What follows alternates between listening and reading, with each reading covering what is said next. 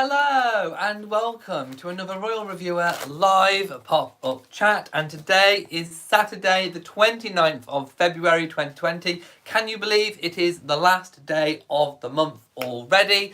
My goodness, time is just flying by. As this is a live chat, as always, anything that I share during the chat I will post in the description box if you're watching on catch up later. I hope you've all had a really amazing and lovely day, and I need to go and find the chat room so I can see exactly what you all are saying. As always, I have a list of different topics that I want to talk about, and I will also be taking as many comments and questions from viewers as I possibly can. So, the main topic of today's conversation is going to be Princess Beatrice's wedding and the surprise that may be a little bit surprising to some people. So, we'll be getting into that in a moment. Let me just make sure it's set to live chat.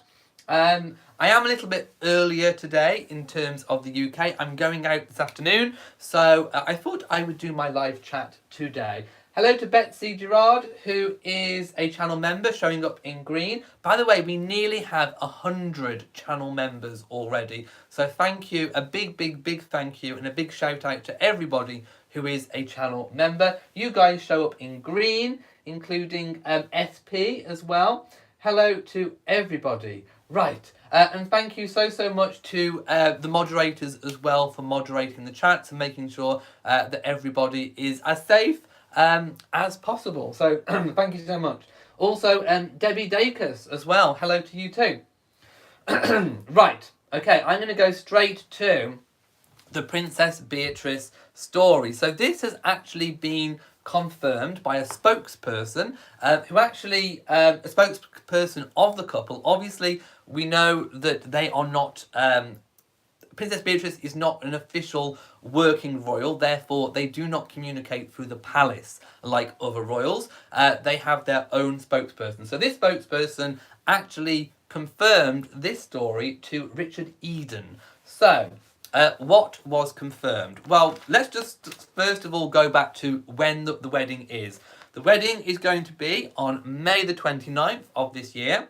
It's going to be held at the Chapel Royal, St James's Palace, and the reception is going to be at Buckingham Palace. And it's the first time there has been, or there will be, a reception at Buckingham Palace since the wedding of William and Catherine. So, what is the surprise news? Well, we know Princess Beatrice is marrying Edoardo Mapelli Mozzi, and he has a 3-year-old son called Christopher, who is nicknamed or referred to in the family and friends as Wolfie. Now, this is the bit that's interesting. So, usually when you get married, you have a best man. A bride might have a maid of honour and bridesmaids. Usually the best man does a speech, has control of the rings, all that kind of thing, organises the stag do. No, it's being confirmed that Edoardo and Princess Beatrice have made his son, Christopher, age 3, the best man. Oh, I think that's so lovely. It's such a lovely touch. And also, the couple have confirmed that they really want to make Wolfie feel like he is involved in the wedding. He's 3 years old, incredibly cute, and it's just a really lovely touch. Now, I do think that there will probably be, you know, another friend of Edoardo's who might make the speech. I think it's a little bit too much to expect a 3-year-old to do a speech at a wedding. So I don't think we'll be seeing a big old speech. He may say something like congratulations or good luck daddy or that kind of thing, which will be incredibly cute. But I imagine there will be maybe, you know, a second groomsman or something that could do a speech. But it is believed that maybe Wolfie might have control of the ring. He might go up and pass the ring over during the private ceremony. It's such a shame that we are not going to get to see this. This is a private ceremony. We may see little glimpses of the arrivals and that kind of thing through, you know, paparazzi photographs, through car windscreens and windows and that kind of thing.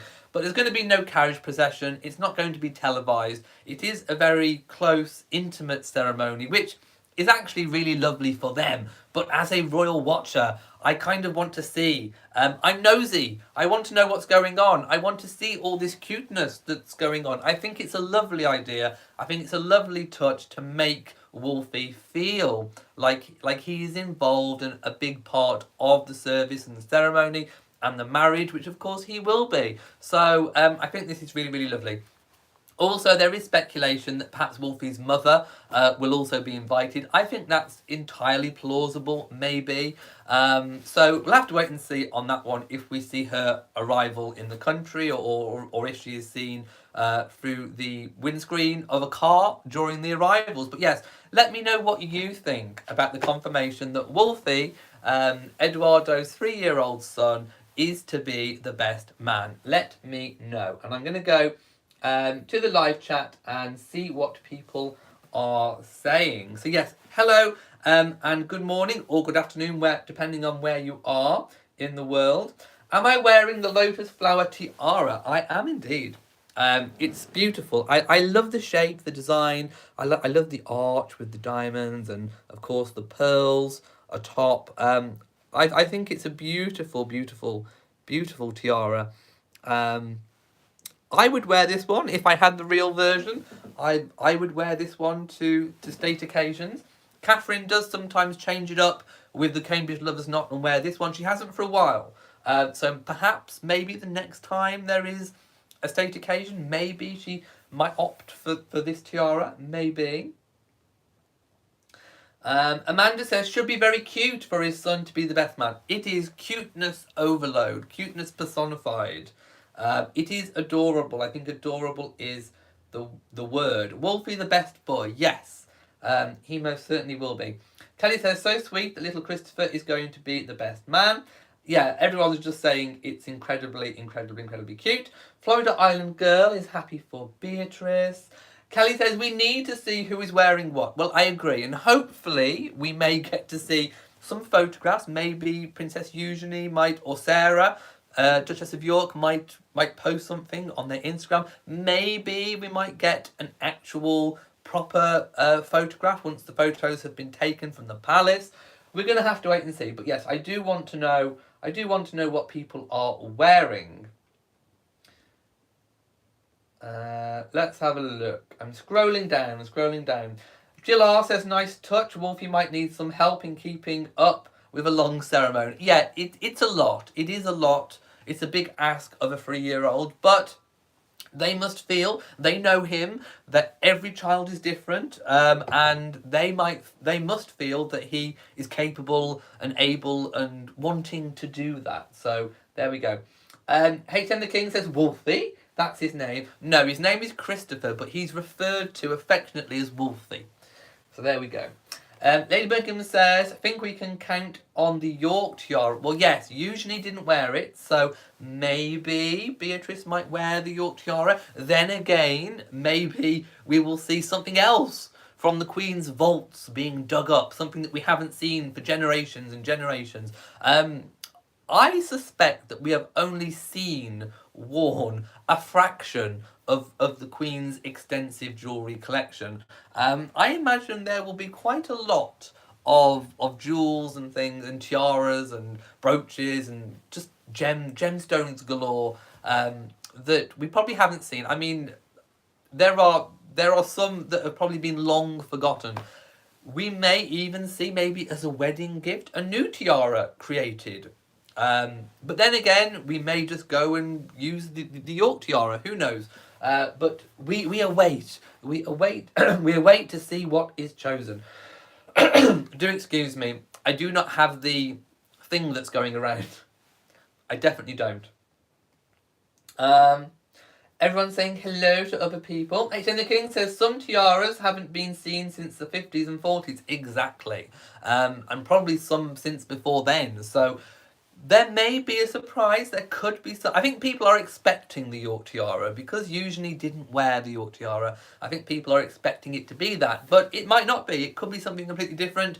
Could be a reconfiguration of already existing jewels made into something new. We don't know, but all I know is I want to see it. Whatever it is, I really want to see it. Candice says, does Catherine just wear the 2 tiaras you mentioned? I haven't seen her in anything else other than the Cartier halo tiara that she wore for her wedding. So I think that was just a one-off for the wedding. Now, we also don't know if Catherine still has the Cartier halo tiara. Maybe that's been on long-term loan as well. It hasn't been seen on any other royal since Catherine wore it to her wedding. Sometimes the royals may wear tiaras in private for private dinners. Possibly the Cartier halo could be worn in private for one of those, but we haven't seen it. But we have seen this one, the lotus flower, and of course the Cambridge Lover's Knot, being worn to state banquets. The Cambridge Lover's Knot more frequently, but other than that, I suspect that is all that Catherine has. I mean, I say all that she's had. That's a lot. The Cambridge Lover's Knot tiara is a big, meaty, weighty piece. So, and this one is, to be fair. So, I think those are the two that she that we know that she pretty much has on long-term loan. Amanda says, it is a bummer. We will never see Meghan in a tiara ever again. Well, never say never ever. With all these things, you can never say never ever. Florida Island Girl says the emerald tiara would be great with her eyes. Do you mean the Queen's Vladimir intertwined circle tiara with the emerald drops? Or do you mean the one that Eugenie wore for her wedding? I don't think we'll see a repeat of the one that Eugenie wore. Right, I'm going to move on, I think, to the next story. So, lots of people are talking about what will Beatrice's, that's a tongue twister, Beatrice's title be after she is married. Now, this is quite an easy one. I think it will be in line with how Princess Eugenie has been styled. So if I share with you the official Wikipedia page of Princess Eugenie, and I will read what it says. So, of course, she was born Her Royal Highness Princess Beatrice of York. Now, the of York comes from the territorial designation of her father, Prince Andrew, the Duke of York. So, she has been known as Her Royal Highness Princess Beatrice of York. Now, because she is born through the male line, that is how she acquired the HRH, and of course the title and style of princess. Now, upon marriage, now, it would have been different if she would have already married a titled person, because she would take on the title, the counterpart title of whatever she was marrying into. As it turned out, Princess Eugenie did not marry a titled person. Therefore, when she married, she still retains the HRH, and she is still a princess of the United Kingdom. But now she is known as Princess Eugenie Mrs. Jack Brooksbank. Now, that is what she is referred to in the court circular. The court circular being the document that documents all of the engagements that have been carried out on behalf of the royal family. Now, Princess Eugenie is not a full-time working royal or even a part-time working royal, but on the odd occasion when she does accompany the Queen or represent the Queen on the very, very few occasions in the year, such as perhaps a garden party, she's referred to as Princess Eugenie Mrs. Jack Brooksbank. Interesting that they haven't used the HRH in the court circular. And I'm thinking maybe that could also be in line with how they've gone with Harry and Meghan, dropping the use of HRH when referring to themselves. So it's interesting to note that she's not referred to as HRH in the court circular, but she still is obviously HRH. Like I say, because Jack Brooksbank didn't have a title in his own right, she is still Princess of the United Kingdom, still HRH, still Princess Eugenie. So there we go. Let me just... Do you have any questions on that one? Because I know titles can be quite confusing and styles of titles can be quite confusing. HM the King says, Mrs. Jack Brooksbank highlights why other title systems desperately need to be modernised. Yes, that is one definite point. It is an outdated system. It is sexist. It is inherently sexist because that's the way the world was many, many generations ago. In certain places, in certain circumstances, it is still a sexist world out there. I do think that the titles and styles and all of that should reflect the modern world, and I can see in the future there being an update on that. And I do think that if we have a title system, it should represent the whole population. People shouldn't be excluded because of their gender, because of their sexuality, because of their race. And I do think that things need updating. And I only hope that it's updated before somebody actually needs it to be updated. I hope that that provision is kind of put in place. Also, it's important to note that a male, again, this is another reason why it's outdated, a male marrying into a female that has a title does not take on the style and title in a counterpart way of the female, in the same way that an untitled female marrying into a titled male would take on a counterpart status. For example, Meghan marrying Harry took on the counterpart titles of his titles.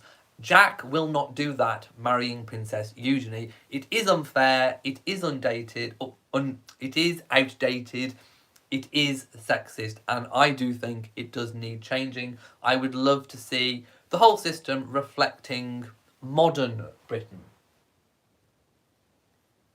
Let me just go up and see what people are saying, if it will let me scroll up. It's not letting me scroll up. Right. Okay, it's done it now. Mary says Peter, Zara, William, Harry, Beatrice, Eugenie, Louise and James are her grandchildren, and only Peter is going through a divorce. H.M. the King says, I think ducal titles should be able to be inherited by a female. I do too. Yeah, I do. The same way a queen can inherit the throne in her own right. I do. If you are a member of the British aristocracy and you hold a ducal title, you are a duke, and you have a firstborn female daughter, and then you have a son, it is still the law that the son will inherit the title over the female. Now, that issue was sorted out within the royal family, because obviously the rules of primogeniture, that's a word to say, isn't it, were changed within the royal family. So, for example, if Princess Charlotte had been born first, she would have been the one to inherit. But with the aristocracy, it is still as it has been for centuries and centuries and centuries. So yes, I would love to see that change as well. Laura Terry says, are the York girls going to lose their HRHs because they are marrying commoners? No. It doesn't affect their singular status that they were born into. It just means that their husbands do not have a title. Therefore, they cannot take on a title of their husband. Now, in years gone by, it would have been probable that the Queen would have offered the husband or conferred a title on the untitled husband-to-be shortly before marriage. Therefore, when they marry, the female would take on the counterpart title of the now titled male. But that has not happened in recent years. It didn't happen for Jack Brooksbank, and it's not going to happen, very unlikely to happen, for Eduardo as well. SP says Beatrice should have her own, what is it called, dukedom. Well, if the rules were changed, then obviously the Dukedom of York could be inherited by a female. But unless they change it, then the Dukedom of York will revert back to the crown upon Prince Andrew's death, and will be able to be redistributed by the monarch of the time, possibly William. Oh, I have a donation. I missed it. Hang on, let me go up. Doodle-doo. Oh, thank you to Jackie, who's donated $9.99. Thank you so much. You get a golden fan flap. There we go. Ooh, that was a flappy one. Mwah. Thank you so much. Titles are confusing. Amanda says, I just realised that the Dukedom of Sussex will live and die with Prince Harry. It won't be passed down to Archie. No. Under UK law, Archie will inherit the title. Whether or not he will accept it or not, that is entirely up to Archie at the time. But no, the Dukedom of Sussex will pass under UK law unless UK law is changed. It will pass to Archie. So Archie will be a duke. He will be the Duke of Sussex. Also, as a grandchild of a monarch when Charles is king, he will be entitled to be HRH and a prince of the United Kingdom as well. In the same way that Lady Louise is entitled to be HRH, and so is Viscount Seven, James Viscount Seven. So it's only because Edward and Sophie said they didn't want them styled as such, so that they didn't adopt what they were entitled to be, but they are still entitled to it. If Louise and James, when they get old enough, want to adopt what their birthright, they could do so, because it's their choice, and the rules weren't changed. Hayden the King says, I don't see why a duchess can't be a duchess in her own right and her husband take on the title of duke. Who said one was higher than the other? Just 2 words. Well, of course, going back generations, the male was classed as being higher. But I agree. I think in today's world, what does it matter? What does it matter who is the principal title holder? And that's what it all boils down to. It's who is the principal title holder. And I'm sure somewhere within the titles they could make some kind of distinction between who is the principal title holder. I mean, one really easy way, for example, of sorting out in a same-sex marriage, if a non-titled male married, for example, an earl, maybe you could add count into the lexicon of titles. So instead of being countess, which is what a female spousal counterpart title would be, maybe just shorten that to count. I mean, there are ways and means of doing it, but yeah, I would like to see those rules modernised. I would. Reverend Darling says, even if his parents say no, Archie will be Duke. They can't. Harry and Meghan can't say that he won't inherit that title. That title will pass on upon Harry's death.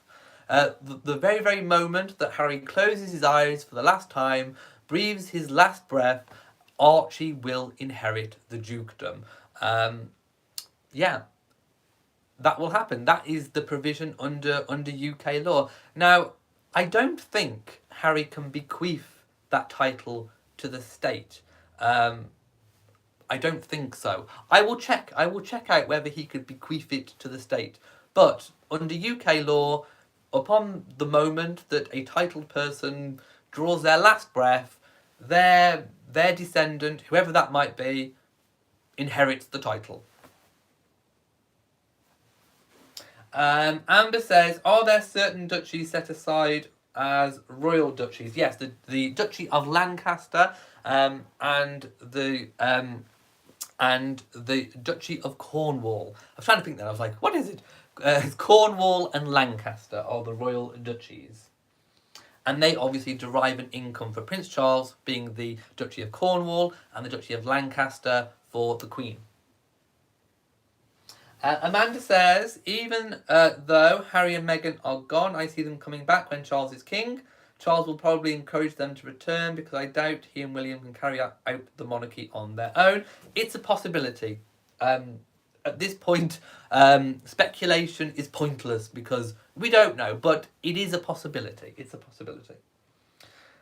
Thank you to Rosie. Laura says, I think that it's time for a change in the royal family of the royal family titles. They just need updating. I think people in the UK are still very much supportive of titles. We're still very supportive of the honour system as well. It just needs updating. So, for example, Sir Elton John, who is married in a committed relationship to David Furnish. David Furnish does not have the same status and title as it would have been if Elton John had married a female. that just needs updating. We can still have our titles and all the rest of it, but it just needs making accessible so that everybody can access it. And that's all. It just needs a little bit of tweaking.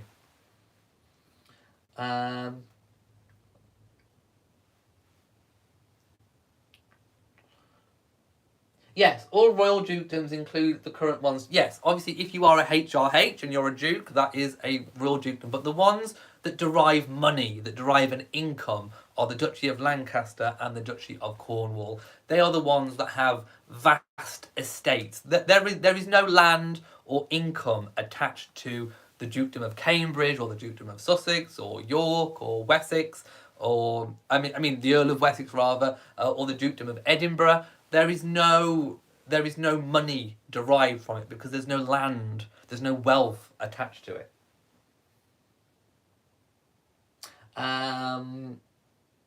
Right, and we're going to move on from titles. So there we go. I think I've actually gone through all the news I wanted to do today. I wanted to talk about Princess Beatrice, and I wanted to talk about the titles. So I think I'm going to leave it there for now. Obviously, if anything crazy happens, I will come back on and update you with anything. So I hope you've all enjoyed today's chat. Right, if you've enjoyed it, please give it a big old thumbs up. Don't forget to share on social media, and also do hit that bell so that you know whenever I upload a new video. So from me in Shropshire, mwah, to you all.